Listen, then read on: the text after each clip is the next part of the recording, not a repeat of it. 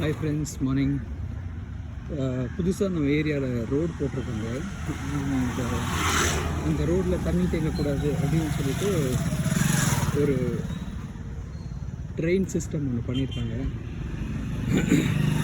So எல்லாமே ஒரு அரை அடி ஆழத்துக்கு குழிச்சு விட்டா மாதிரி ஒரு ட்ரெயின் சிஸ்டம்.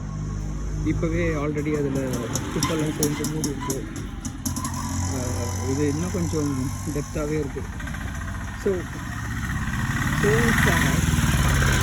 ஒரு கான்ஷியஸ் கால் கூட எடுக்க முடியல அவங்களால.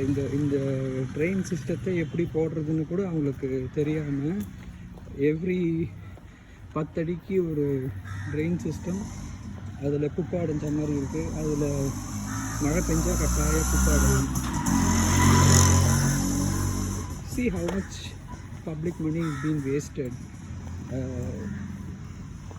And in the stretch almost ஒரு 1 kilometerக்கு இப்படி தான் பண்ணியிருக்காங்க. I think they should go learn from Singapore வேறு கண்ட்ரிஸ், ஜப்பானில் போயிட்டு பார்க்கணும் இதெல்லாம் எப்படி பண்ணியிருக்காங்க அந்த கண்ட்ரீஸில் எல்லாம் அப்படின்ட்டு. தேங்க்யூ.